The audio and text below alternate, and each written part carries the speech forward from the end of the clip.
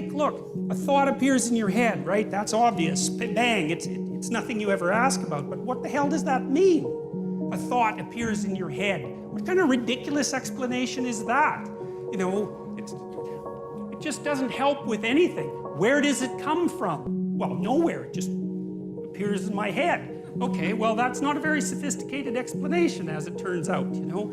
And so you might think that those thoughts that you think, well, where do they come from? Well, they're often someone else's thoughts, right? Someone long dead, that might be part of it, just like the words you use to think are utterances of people who've been long dead. And so you're informed by the spirit of your ancestors. That's one way of looking at it. And your motivations speak to you, and your emotions speak to you, and your body speaks to you. And it all does all that, at least in part, through the dream. And the dream is the birthplace of the fully articulated idea. They don't just come from nowhere fully fledged, right? They have a developmental origin, and God only knows how lengthy that origin is. Even to say something like, I am conscious, you know, see, Nietzsche understood that, and this is something I'm going to try to make clear, is that there's a very large amount that we don't know about the structure of experience, that we don't know about reality, and we have our articulated representations of the world, and then you could think of outside of that, there are things we know absolutely nothing about, and there's a buffer between them, and those are things we sort of know something about, and we don't know them in an articulated way. Here's an example, you know, sometimes you're arguing with someone close to you, and they're in a bad mood, you know, and they're being touchy and unreasonable, and you keep the conversation up, and maybe all of a sudden they get angry, or maybe they cry, and then when they cry, they figure out what they're angry about, and it has nothing to do with you, even though you might have been what precipitated the argument, you know, and that's an interesting phenomenon as far as I'm concerned, because it means that people can know things at one level without being able to speak what they know at another, and so in some sense, the thoughts rise up from the body, and they do that in moods, and they do that in images, and they do that in actions, and we have all sorts of ways that we understand before we understand in a fully articulated manner. And so we have this articulated space that we can all discuss, and then outside of that we have something that's more akin to a dream that we're embedded in, and it's an emotional dream that we're embedded in, and that's based at least in part on our actions, and I'll describe that later. And then outside of that is what we don't know anything about at all, and in that dream, that's where the mystics live, and that's where the artists live, and they're the mediators between the absolute unknown and the things we know for sure. And means in some sense is what we know is established on a form of knowledge that we don't really understand, and that if those two things are out of sync, so you might say if our articulated knowledge is out of sync with our dream, then we become dissociated internally.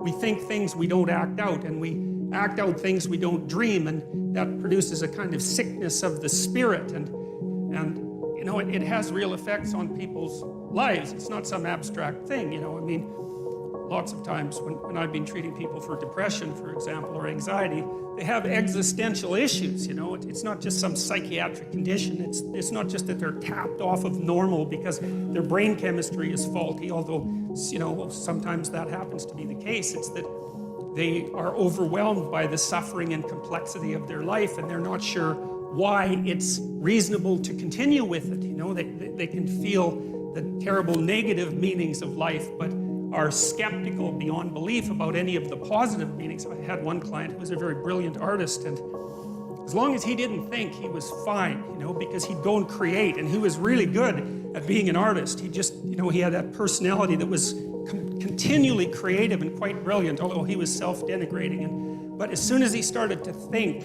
about what he was doing, then, you know, it's like a drill or a saw or something like that. He'd saw the branch off that he was sitting on, because he'd start to criticize what he was doing, even the utility of it, even though it was sort of self-evidently useful. And then it would be very, very hard for him to even motivate himself to create. And he always struck me as a good example of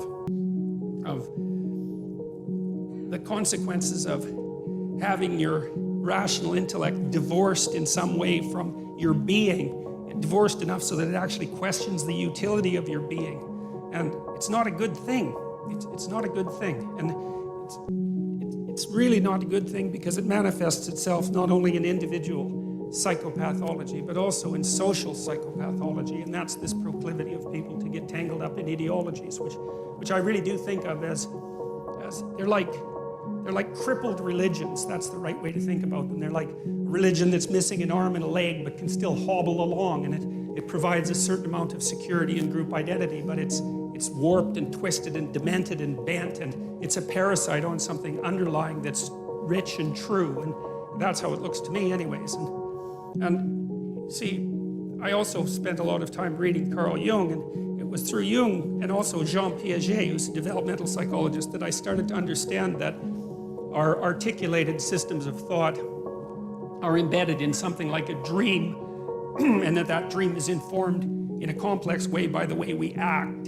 So, you know, we act out things we don't understand all the time, and if that wasn't the case, then we wouldn't need a psychology or a sociology or an anthropology or any of that, because we would be completely transparent to ourselves, and we're clearly not. So we're much more complicated than we understand, which means that the way that we behave contains way more information than we know. And part of the dream that surrounds our articulated knowledge has been extracted as a consequence of us watching each other behave and telling stories about it for thousands and thousands and thousands of years, extracting out patterns of behavior that characterize humanity and trying to represent them partly through imitation, but also through drama and mythology and literature and art and all of that, to represent what we're like so that we can understand what we're like. And that process of understanding is what I see unfolding, at least in part, in the biblical stories. And it's halting and partial and awkward and contradictory and all of that, which is one of the things that makes the book so complex. But I see in it the struggle of humanity to rise above its animal forebears, say, and to become conscious of what it means to be human. And that's a very difficult thing, because we don't know who we are, what we are, where we came from, or any of those things. And, you know, the life is an unbroken chain going back 3.5 billion years. It's an absolutely unbelievable thing. Every single one of your ancestors reproduced successfully for 3.5 billion years.